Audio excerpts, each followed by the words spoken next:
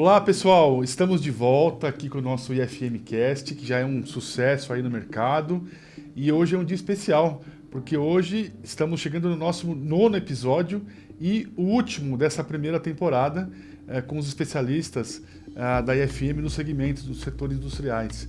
Fizemos o primeiro lá no início do ano com o CEO, que é o Luiz Torre, e depois fizemos 8 episódios com os principais especialistas de mercado dos setores da IFM para o mercado industrial. E hoje, os últimos serão os primeiros. Eu tenho aqui o querido Thiago Nunes, responsável pelo setor de portos na IFM, um segmento importante, estratégico para a indústria, para a infraestrutura.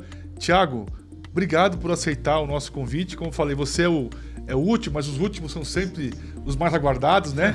Seja bem-vindo. Muito prazer tê-lo aqui. Imagina, obrigado, Rodrigo. Eu que agradeço o convite. É um prazer estar aqui hoje falando com vocês. Muito legal. E aí, nós estávamos aqui falando nos bastidores que você é um carioca, flamenguista do Rio de Janeiro, né?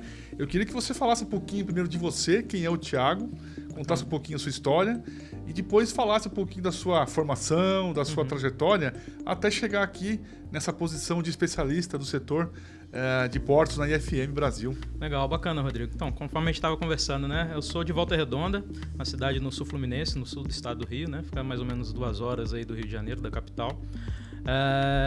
Eu, desde criança, né, sempre fui um cara muito ligado à tecnologia, então sempre muito curioso, sempre gostei muito de saber como é que, principalmente os equipamentos eletrônicos funcionavam, entender um pouco melhor, sempre fui aquela criança que gostava de desmontar as coisas, então não podia ser diferente, né? Só um parênteses, você já é o segundo ou terceiro que me fala aí dessa... Acho que é normal na vida do engenheiro, né? Começou assim, é verdade. Então, como não podia deixar de ser, eu me tornei engenheiro, né? Sou engenheiro eletricista. Na verdade, minha formação técnica começou no curso técnico lá, junto com o ensino médio, onde eu fiz técnico em eletrônica, e aí depois eu fiz a engenharia elétrica. Tá. Né? Além disso, né, eu me desafiei aí para ir para o mundo dos negócios, então sou formado também em administração de empresas pela Universidade Federal Fluminense. Que bacana. E agora, recentemente, eu fiz um MBA em gestão empresarial pela FGV. Que legal. E você está aqui na FM há 6 anos, você 6 falou, anos, né? Completou 6 anos agora. Completou Tá. 6 anos. Eu era o engenheiro, né? Até então era o engenheiro que atendia o estado do Rio de Janeiro, né? Antes de entrar na FM, eu tinha trabalhado em vários segmentos de mercado, né? Trabalhei em siderurgia, automobilística, petróleo e gás, né? E aí, depois que eu vim para a IFM, vim para essa parte de negócios, né? Eu comecei como engenheiro de vendas do estado do Rio de Janeiro, então atendia ali principalmente o sul do estado, o sul fluminense, o polo automobilístico que tem ali, o polo forte, o polo siderúrgico, né? E além disso, atendia também, depois como engenheiro de vendas do Rio, atendia os portos do Rio de Janeiro, né? Tanto portos de mineração, portos de contêineres, enfim, no Rio, e outras indústrias em geral também, alimentos e bebidas, enfim. E agora, me conta um pouquinho, Thiago, como é que é o dia a dia? Hoje você, é esse o cargo, né? Especialista de mercado em portos. Em portos, né? Em portos, isso. Como é que é o seu dia a dia? Você tem metas, você viaja o Brasil todo, você tem contato com outras regionais, com o time de marketing, de vendas. Quais são o dia a dia e os principais desafios? Sim, então, explicando um pouco como é a estrutura da IFM hoje, né? A gente tem os escritórios, né, regionais, de onde os engenheiros de venda são ligados, né? E aí os engenheiros regionais atendem os estados, conforme eu citei, né? Que eu atendi o estado do Rio de Janeiro, né? E eles atendem as indústrias de maneira geral, todos os segmentos de mercado, né? Nós, os especialistas de mercados, a gente tem como missão desenvolver e fomentar negócios, cada um em sua especialidade, né? Então, conforme você perguntou, eu viajo bastante, então há pouco tempo eu estava no terminal portuário no Rio Grande do Sul, Santa Catarina, depois fui para Manaus, Pernambuco, Bahia, enfim. Então a gente fica visitando e aproximando, né, aumentando o relacionamento com os clientes desse mercado nos principais terminais do país. Entendi. E aí, agora entrando um pouquinho já, ou entrando direto já no nosso tema, né, que é o mercado de portos. Sim. Explica pra gente como é que está dividido esse mercado de portos, né? O que é... Você falou um pouco também aqui dos bastidores, tem a parte de contêineres, mas como é que é, não só no Brasil, mas no mundo para a IFM, o que é esse mercado de portos, como ele está desenvolvido? E já vou emendar uma outra aqui. Quais são os principais polos, quais são os principais portos do Brasil hoje aqui, onde estão os principais investimentos, negócios, por favor, o Thiago. Claro. Então, na verdade, a divisão do mercado portuário, né, ou, na verdade, pelo tipo de movimentação de carga que cada terminal executa, né, a gente tem essas divisões. Né? Tá. Hoje eu estou particularmente focado na movimentação de containers, né, mas até pela proximidade geográfica com os terminais, né, eu acabo também atuando nos terminais de movimentação de cargas a granel. Então aí você pensa numa infinidade de cargas que podem são englobadas, né, dentro disso. Então a gente fala de granel sólido, granel líquido, né? Então, por exemplo, a gente pode falar de minério de ferro, produtos agronegócios como soja, milho, grãos, enfim, fertilizantes. Né? Tá. Então é um mercado bastante grande, né? com um potencial muito grande e muito importante também, né? Quando a gente fala, por exemplo, do Brasil, que é um país que tem 8.500 quilômetros de costa, então a gente tem muitos terminais. Você perguntou sobre os principais polos, né? Sim. Hoje eu posso citar que talvez os principais são Santos, Paranaguá, né? Ali na região de Navegantes, Itajaí também é um potencial muito grande. A gente tem Suape, né? em Recife. Então, são vários terminais com uma movimentação muito grande de cargas. Né? E Manaus também, Manaus é bem forte, né? Porque Manaus você não tem estrada, lá é tudo por porto, né? Exatamente. Aí no caso é rios, né? Isso, exatamente. Na verdade, assim, eu tive lá em Manaus agora 1 ou 2 meses atrás, foi uma experiência muito interessante. Talvez a gente pode até falar mais sobre isso. Você conhecia Manaus já? Não. Na verdade, assim, conhecia, mas não conhecia os portos lá, os terminais lá. É bem diferente. Foi muito interessante a visita lá.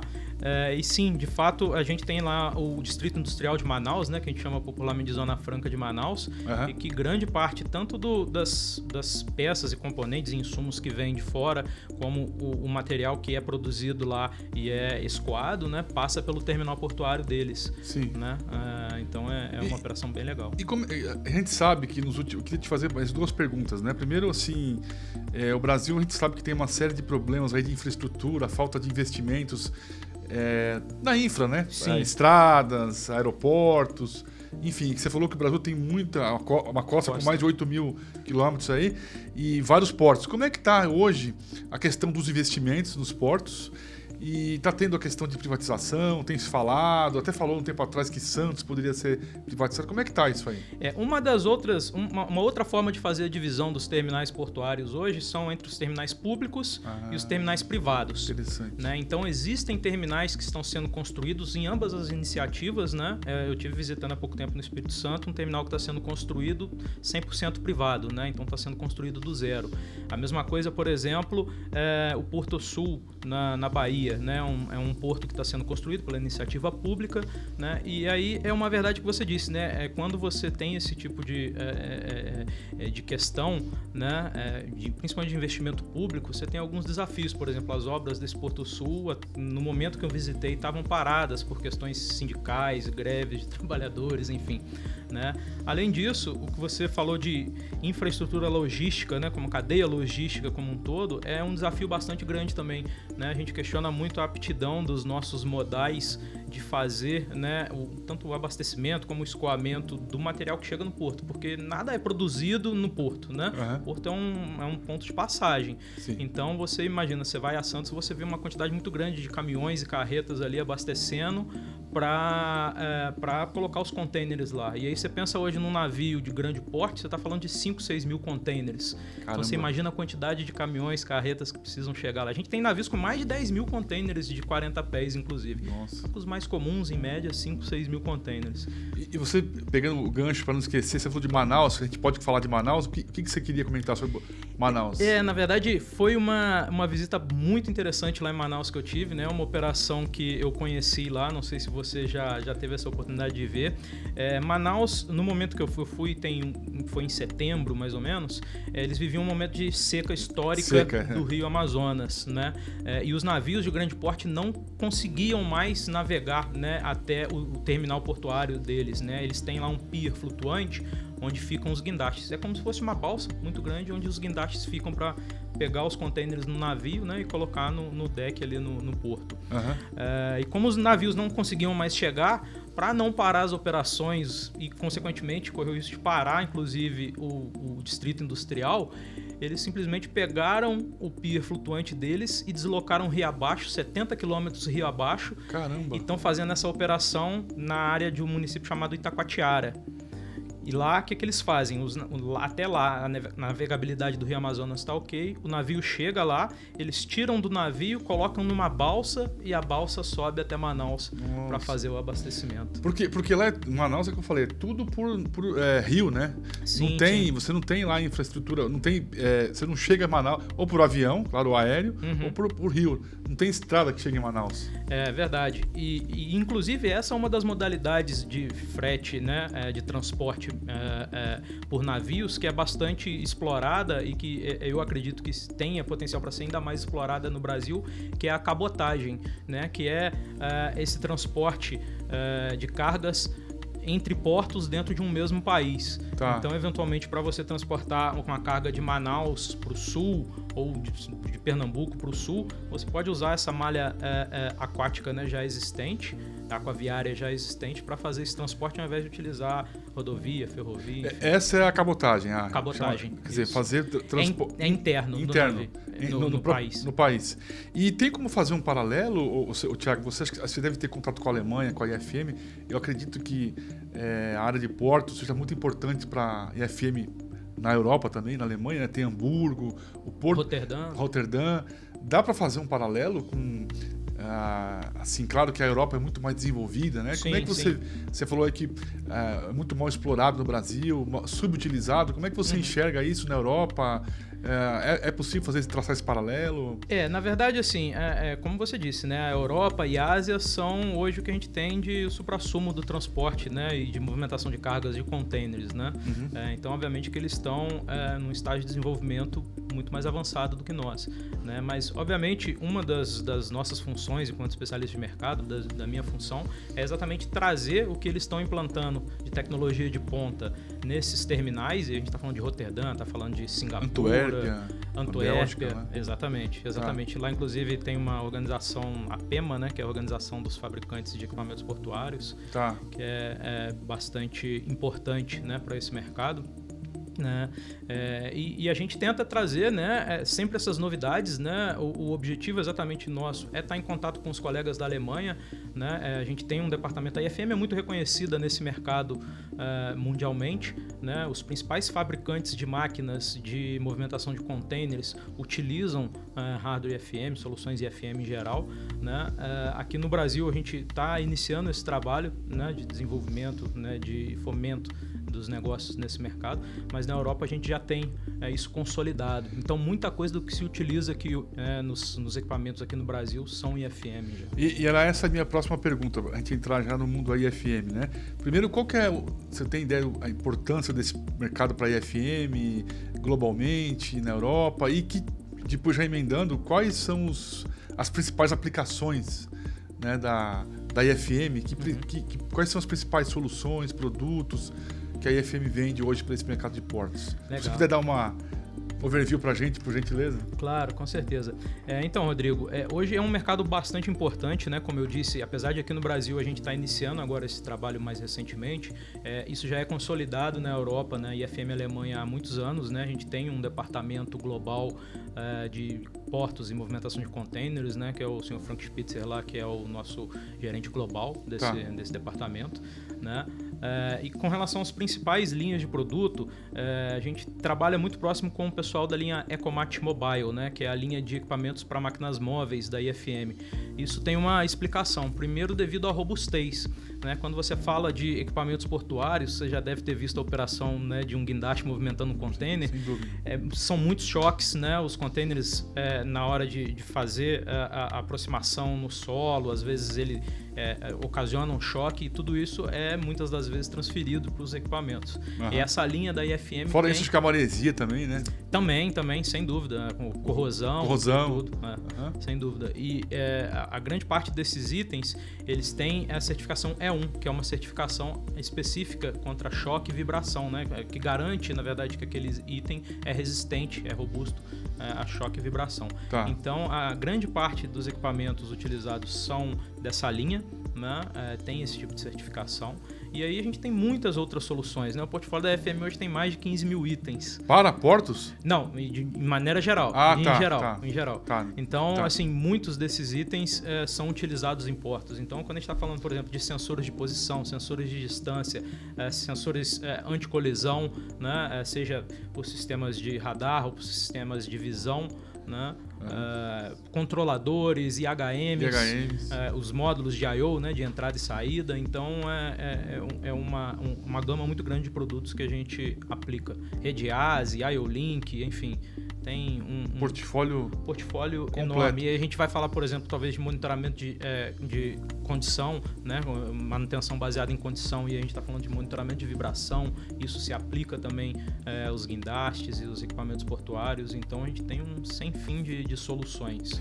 E hoje em dia, Thiago, na sua opinião, quais são os principais desafios, necessidades e dores dos clientes aí da área de portos? O que eles têm algo que são em comum? A gente sempre fala de eficiência, risco, produtividade, mas o que você pode... Tem alguma coisa específica aí que a IFM endereça? Como é que você vê?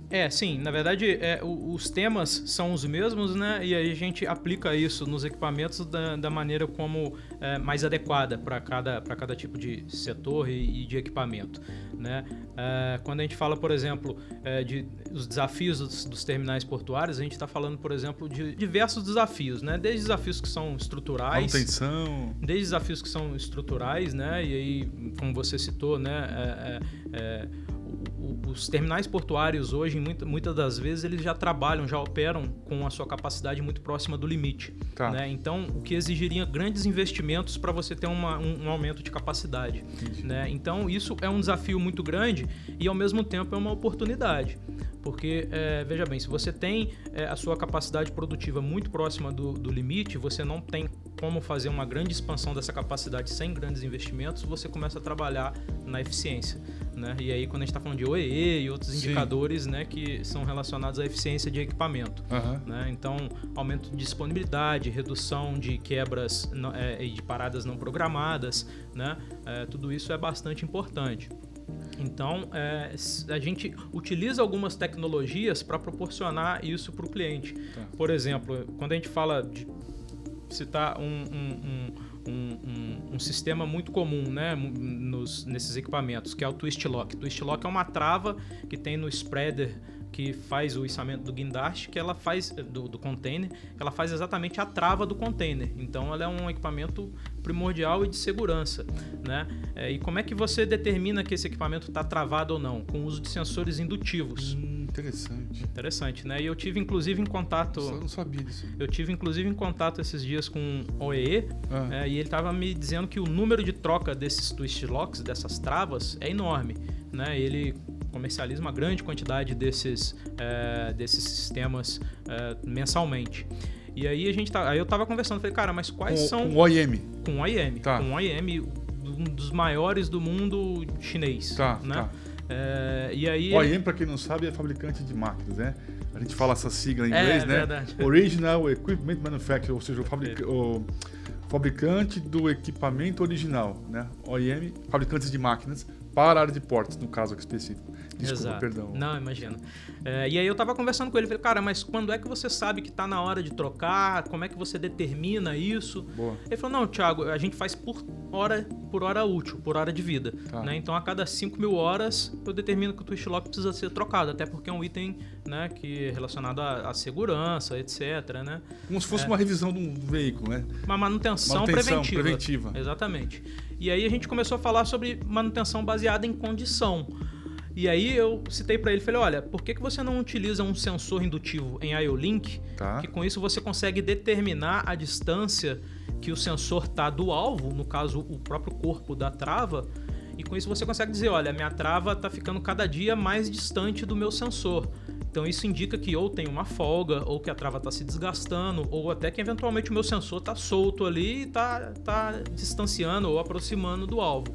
Então, com base nisso, você já consegue ter um diagnóstico, um pequeno diagnóstico de que aquilo está se deteriorando mais rápido do que o esperado, ou não, eu vou estar fazendo a troca de um item que eventualmente eu não precisava trocar, ele duraria aí mais 6 meses, sei lá. Você está entrando num ponto interessantíssimo que eu até ia te perguntar sobre a questão da digitalização, indústria 4.0. Como é que você poderia usar esses dados, né, para fazer uma predição, preditiva, né? Vamos dizer assim, né? Manutenção preditiva. Esse seria um exemplo, Thiago? Sim, sem dúvida. Na verdade, quando a gente fala de indústria 4.0... Você puxa os dados, joga na nuvem, toma a decisão, analisa... Exatamente. Quando você está falando de indústria 4.0, você está falando exatamente de ter um volume maior de dados, né? De pegar esses dados e transformar isso em informação. Tá. Né? E isso ajuda, sem dúvida, tanto em você entender um pouco melhor como está a saúde do seu equipamento, prevenir quebras, prevenir paradas que não seriam necessárias, né? Para uma manutenção preventiva, por exemplo. Isso é manutenção baseada em condição, né? Que é um intermédio entre manutenção preventiva e a manutenção preditiva, propriamente dito. Né? Então, a IFM hoje a gente tem uma quantidade, uma gama de soluções que vai desde lá dos sensores, dos cabos, dos conectores, né? De sinal, até as soluções, por exemplo, para colocar ordens de manutenção automaticamente no ERP, no SAP da sua empresa, fazer movimentação de materiais de maneira automática. Então, eu acredito que seja um dos diferenciais da IFM, é poder proporcionar, oferecer toda essa gama de soluções para o cliente e isso é bastante coerente com o que as manutenções ou a manutenção hoje em dia precisa. Sem dúvida. E aqui o nosso público está acompanhando aqui. Hoje eles querem o público seja um OEM, seja um fabricante de máquina, né? O próprio OEM que trabalha com estaleiro, com ports e tal. Ele quer comprar da IFM hoje, né? Como é que ele faz? A gente sabe que tem o nosso e-shop. Exato. Então, para quem está vendo aqui, né, o e-shop aqui do nosso vídeo, como é que faz para comprar hoje? Vocês vendem direto, vendem via parceiros, os dois, vendem produtos, vendem sistemas, soluções? Como é que funciona isso? Tudo isso. Na verdade, quem manda é o cliente, né? É a gosto do freguês, como a gente costuma dizer. Né? O e-shop hoje é uma ferramenta que está sendo bastante utilizada, né? E aumenta muito a praticidade, principalmente para os setores de compra, né? dos clientes, né? Porque lá o cara consegue já acessar e ver as especificações, ele encontra todas as informações dos itens da IFM, né? Tem tudo separado lá por mercados, por tipo de produto, consegue fazer download do manual e etc. Tem preço dedicado, caso aquela empresa tenha um contrato de fornecimento junto à IFM, então você consegue fazer tudo digitalmente, né? Mas eventualmente, quando a gente está falando de soluções, né, e de fornecimento de projetos mais complexos, né, a gente trabalha junto ao cliente, né? O Close to You é o nosso lema, está sempre próximo ao cliente para dar toda essa assessoria, esse suporte, né? Desde a especificação dos itens, ajudá-lo a entender melhor o que é que ele precisa para determinada aplicação e o que é que a gente consegue oferecer de solução para melhorar o processo ou a necessidade dele. Mas a IFM tem também integradores de sistemas que trabalham no setor específico, que conhecem a aplicação? Exato. Quando a gente está falando de entregar soluções, né, a gente está falando de uma parte inerente de serviços. Eu acho que são projetos complexos, grandes, alguns deles, né? Exatamente. E aí a gente consta para entregar esse tipo de projeto, né, a gente conta com os integradores de sistemas, que são parceiros, né, são empresas de engenharia e serviços que são treinados nas linhas de produtos da IFM para entregar essas soluções, né, e integrar e implantar isso no site do cliente da melhor maneira possível. Né? Sempre com toda a consultoria da IFM, a IFM está sempre por trás fornecendo know-how, né, e a garantia da marca IFM, mas as pessoas que fazem essa entrega são os integradores, que são esses parceiros nossos. Então, quer dizer, vende tanto a parte de produtos quanto a parte de serviço, a solução turnkey. Perfeito. É possível a gente entregar isso dessa forma, né? Isso, na verdade, tem sido uma requisição cada dia mais frequente, né? Mais comum dos clientes. E é possível a gente fazer essa entrega dessa forma com essa parceria. Tá. E uma pergunta que eu tenho feito sempre para todos os especialistas é o seguinte: como é que quem quer conhecer mais sobre o mercado de portos, tem algum site, alguma instituição, alguma feira, algum evento? Eu sei que nosso e-shop tem lá uma área Perfeito. que você tem lá a parte dos segmentos, dos setores, cada um deles com as suas características, aplicações, né? Mas fora o e-shop, tem algum outro lugar, algum lugar, algum site, alguma feira, algum evento que você recomenda? Sim, conforme você disse, né, o nosso site tem lá na parte de indústrias, tem uma parte dedicada à automação de portos. Então lá você encontra muitas soluções, né, aplicações, casos de aplicação da IFM, né, isso no ifm.com.br. Tá. E com relação às organizações, por exemplo, para você conhecer um pouco mais o mercado, tem a ANTAC, que é a Agência Nacional, né, de Transporte Aquaviário, tá? É uma agência governamental, né, que regula... ANTAC, com Q no final. Tá.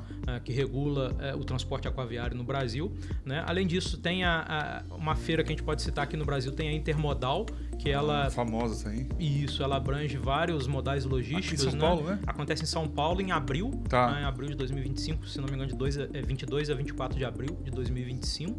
Né? Além disso, a gente tem muitas outras feiras pelo mundo. Tá. Tem a TOC, que é bastante famosa, né? Que é a Conferência de Operadores de Terminais, né? Que é dedicada especificamente para terminais portuários, né? Então ela acontece, a TOC Américas geralmente no Panamá ou Colômbia, a TOC Ásia em Singapura e a TOC Europa em Roterdã, na Holanda.